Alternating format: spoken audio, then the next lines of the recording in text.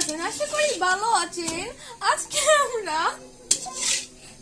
রুটি বানিয়েছি, যেটা দিয়ে আজকে আমরা বড় গোস্ত দিয়ে খাবো। ঈদ বলে কথা, ঈদের দিন আমরা অনেক গোস্ত খেয়েছি, আজ ঈদের পরের দিন। দেন হচ্ছে আমরা কি এই দেখেন রুটি কতটা বানাই ফেলছি। তারপরে হচ্ছে রুটিগুলো এখন ভেজে নিচ্ছি। এখন কি করবো, রুটিগুলো ভেজে তারপরে মাংস দিয়ে খাবো। এই দেখেন মাংস তরকারি।